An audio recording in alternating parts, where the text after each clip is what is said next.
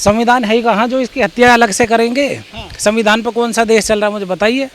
भाई संविधान पे देश चल रहा होता, संविधान पे देश आज़ादी के बाद में सबकी हिस्सेदारी होती, तब तो मानते भाई चलो संविधान है, संविधान की हत्या कर रहे हैं। जब संविधान है ही नहीं, मनुस्मृति वालों ने तो जब देश आज़ाद हुआ बाबा साहब ने दिया तो उसकी प्रतियां तभी जला दी थी 15 दिन बाद ही। आज ये इस तरीके से दिवस मना रहे हैं, कोई बड़ा तोप नहीं चल रही है। फिर सरकार में बैठे हैं, लाठी भी इनकी, भैंस भी इनकी, डंडा भी इनका, तो उसमें ये अपनी ओर से कुछ इस तरीके से दिखाएंगे तो वो कोई बहुत बड़ी तोप नहीं है। ये कुछ भी कर ले, लोगों को गुमराह करने का काम है। एक थैली के ही दोनों चट्टे बट्टे हैं। माननीय कांशीराम साहब ने कहा था कांग्रेस को भी और बीजेपी को भी कि एक सांपनाथ है, एक नागनाथ है, और जो है ये सब इसी तरीके के हरी घास पर भी लेटने वाले एक सांप होता है, हर तरह के एक दो मुंही सांप होता है। तो ये हर तरह से लोगों को छल कपट करने का एक षड्यंत्र रचते हैं। और जब से देश आज़ाद हुआ इस देश के टुकड़े करने वाले भी यही लोग हैं और कोई नहीं है। पूरा इतिहास पढ़ लो और इनके जो क्रोनोलॉजी है उसको समझ लो।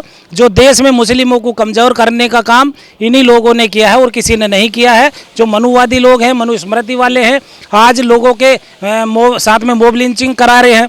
करने वाले ये खुद नहीं होते हैं, इनके बच्चे जो है विदेशों में पढ़ते हैं।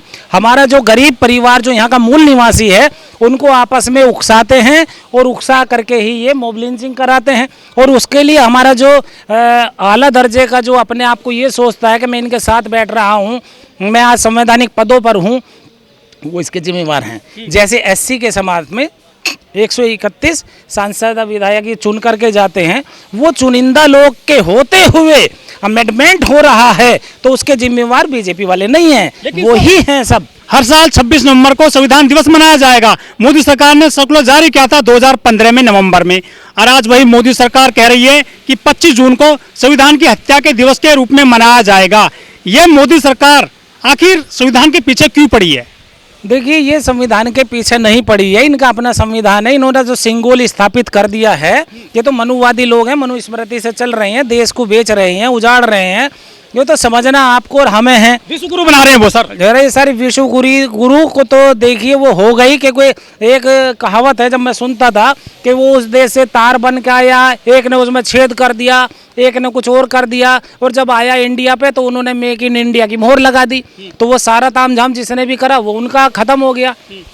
ऐसे ही देश में ये जब सरकार बनी, जब आई, इस देश को बर्बाद करने में, उजाड़ने में और कोई नहीं है। अभी भी देखिए आज जीडीपी क्या हाल हो रही है। लेकिन मोदी जी तो कहते हैं कि देश में मदर ऑफ डेमोक्रेसी लेकर आए, लोकतंत्र को मजबूत कर रहे हैं वो। भैया मेरे अभी चाइना की दीवारों के पास चले जाओ, वहाँ की दीवारें चीख चीख करके कह रही हैं हजरत औरंगजेब साहब ने आज़ाद कराया था, और जो ब्राह्मणों का एक मंदिर था उसको भी, बद्रीनाथ का है शायद, उसको भी आज़ाद कराया था चाइना से, वो उन्होंने दिया था भेंट में। इतिहास पढ़ो ना, सच्चा इतिहास, झूठा इतिहास किसी को ना दिखाओ ना। संविधान की बहुत प्रशंसा करते हैं। मोदी जी ने कहा था संविधान को चुनते हुए कि मैं संविधान की वजह से ही प्रधानमंत्री बनाऊं, संसद पहुंचाऊं, मैं तो चाय बेचता था, संविधान की वजह से मुझे ये पद मिला है। ये तो बिल्कुल हकीकत है, यही सच बोला उन्होंने जिंदगी में एक, कि वो संविधान की बदौलत ही वहां तक पहुंचे, वरना किसी के बाप में दम नहीं था कि वो मोदी जी एक देश का हमारे प्राइम मिनिस्टर बन जाते, या कोई और भी आम आदमी प्राइम मिनिस्टर बन जाता। ये भारतीय इनको, ये मेरे भाई ये नफरत नहीं है, ये इनके अंदर जो जहर घुसा हुआ है वो उगलते हैं, वो आ रहा है धीरे धीरे सामने। इनके नेता कहते हैं कि 400 पार आएंगी, हम संविधान खत्म कर देंगे, वो अपने मकसद में कामयाब होते जा रहे हैं धीरे धीरे।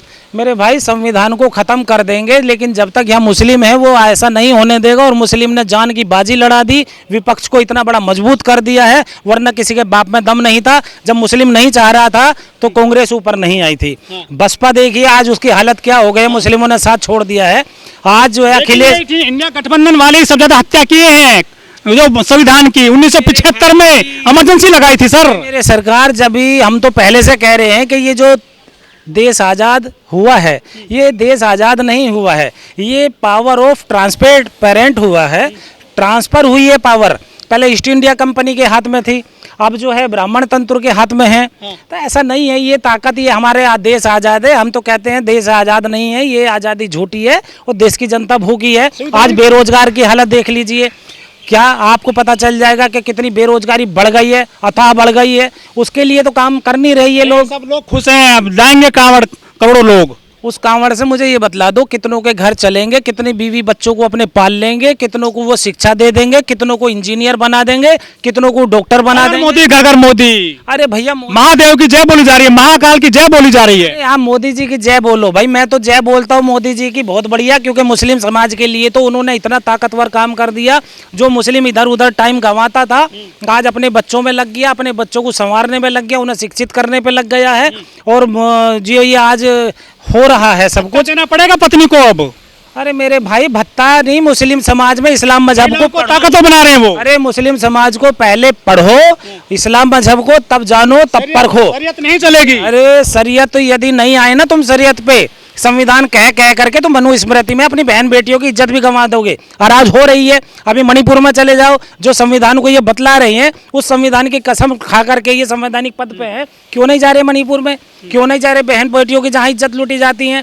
जो ये कर रहे हैं बलात्कार, उन बाबाओं का साथ दिया जा रहा है। महिलाओं को ताकतवर बना रहे हैं मोदी जी। अरे मेरे भैया उनके खत्म कर दिया देखिए। अरे भैया तलाक का तो यदि वो पढ़ोगे ना कुरान पाक में, सारा तर्जुमा ऐसा है कि आप हैरत में आ जाओगे। ये तो कुछ भी नहीं करने वाले, जो एक बहन बेटियों की इज्जत मुस्लिम समाज ने करनी बतलाई है, वरना और किसी में कोई दम नहीं था। और जब से यहाँ मुस्लिम आया है इंडिया में, तब से ही जो SC ST OBC माइनॉरिटीज को वक़्त हो गई, एक साथ खाना बैठना हो गया, पानी पीना हो गया, वरना तो ये लोग अछूत और बिल्कुल धुतकार के शूद्र बना के रखते थे। पुराना इतिहास पढ़िए आप, और हम कहीं से नहीं है, केवल यहाँ पे हम लोग जो है परिवर्तित हैं। धर्म को ये धंधा कह सकते हैं, एक विचारधारा है। यहाँ पे बौद्ध धर्म था, बौद्ध धर्म को इन्होंने ख़त्म किया और अपने आप को षड्यंत्र 2% से बहुसंख्यक बनाने का इन्होंने षड्यंत्र रचा। विदेश गए तो कह रहे हैं हमने तुमको बौद्ध दिया है, धर्म दिया है, और लेकिन देश में राम की बात करते हैं वो। अरे मेरे भाई, ये राम कौन थे? पुष्पमित्र शुंग थे, जिन्होंने जो है मौर्य काल का सत्यानाश कर दिया था। और ये और कुछ नहीं है, लोगों को गुमराह कर रहे हैं कि कौन था। मुझे इतिहास सच्चा बता दो। अभी सुप्रीम कोर्ट, हाई कोर्ट की पुरानी दलीलें पढ़ लो, सुन लो। एक ललाई सिंह यादव जी थे, उनकी याचिका पढ़ लो जा करके, तो पता चल जाएगा सब ये गुमराह करने का षड्यंत्र है और कुछ नहीं है। हमारे देश में जब तक SC ST OBC को सोचना होगा, समझना होगा, तभी जा करके कुछ होगा। SC को और ST को 2 वोट का अधिकार हो, मुस्लिम को पृथक निर्वाचक क्षेत्र चाहिए, और यूपी के कम से कम 4 हिस्से हो जाने चाहिए तकसीम, तब उनकी प्रोग्रेस होगी। ये प्रोग्रेस की ओर नहीं बढ़ रहे हैं, लोगों को गुमराह करके, हिंदू मुस्लिम करके ये बेवकूफ़ बना रहे हैं। मुस्लिमों को लिए आरक्षित सीटें रिजर्व होनी चाहिए, क्योंकि उनकी संख्या के ऊपर। सर 131 दलित सांसद हैं, जो 4000 विधायक हैं पूरे देश की विधानसभाओं में। जब संविधान की हत्या का दिवस घोषित कर दिया गया है 25 जून को, एक भी SC ST के सांसद ने या विधायक ने इसका विरोध नहीं जताया है। उनको फायदा क्या चुनने का, जो कैटेगरी से चुने जाते हैं SC कैटेगरी से? मेरे भाई, वे जो हैं उस पार्टी के गुलाम हैं, वो अपने आप में आज़ाद नहीं हैं। वो अपने आप को नहीं समझ रहे हैं कि मैं सांसद हूँ, मैं विधायक हूँ, मैं प्रतिनिधि हूँ जनता का। वो तो उस पार्टी का गुलाम बन करके काम कर रहा है। संसद से बाबा साहब की प्रतिमा भी हटा दी है। भाई देखिए, वो प्रतिमा हटाने का मतलब ही ये है, क्योंकि बाबा साहब कहते थे कि आपको संविधान तक पहुंचना, उंगली दिखाते थे, लोगों को प्रेरित करते थे कि संसद में आपको बैठना है, आप नीचे बैठने वाले नहीं। बाबा भीमराव अम्बेडकर टाई लगा करके, कोट पहन के सिंबल ऑफ नॉलेज बने। उन्होंने अपने समाज को दिखाया कि मैं जैसा अभी तो आपके सामने नमूना पेश हुआ हूँ, आपको भी अपने आने वाली नस्ल को ऐसा बनाना है। लेकिन उसमें एक षड्यंत्रकारी मोहनदास करमचंद गांधी जी, उन्होंने क्या करा, लोगों को गुमराह करने का काम किया। अपने कोट पैंट उतार के नंगा हो गए कि तुम भी नंगे, मैं भी नंगा, नंगे से ऊपर मत जाओ तुम। इसीलिए कोट पैंट को वो पहनने वाला शिक्षित नहीं बनने देना चाहते।